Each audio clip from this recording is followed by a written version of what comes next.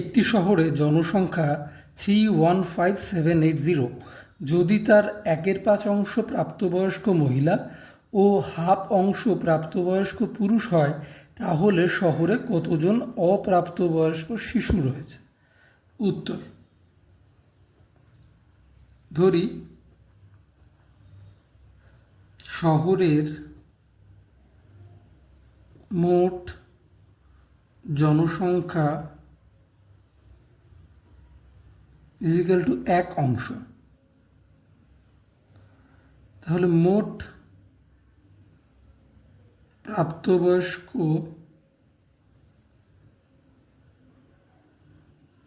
মহিলা ও পুরুষ is equal two প্রাপ্তবয়স্ক মহিলা হলো 1/5 অংশ, তাহলে 1/5 যোগ হাফ অংশ হলো প্রাপ্তবয়স্ক পুরুষ যোগ হাফ, এত অংশ, তার মানে হচ্ছে 7/10 অংশ।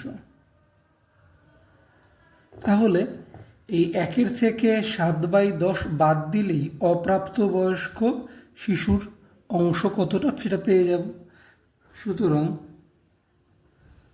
মোট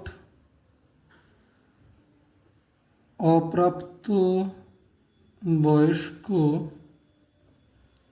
শিশু ইজিক্যাল টু 1 - 7/10 এত অংশ ইজিক্যাল টু 3/10 অংশ।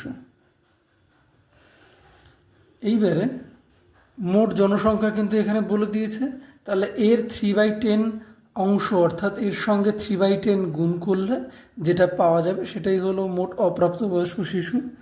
তাহলে সুতরাং মোট অপ্রাপ্তবয়স্ক শিশুর সংখ্যা ইজিক্যাল টু 315,780, যেটা মোটাল জনসংখ্যা ইন্টু 3/10, 0 0 কেটে গেল, 3 দিয়ে এটাকে গুণ করলে 94734 অ্যান্সার।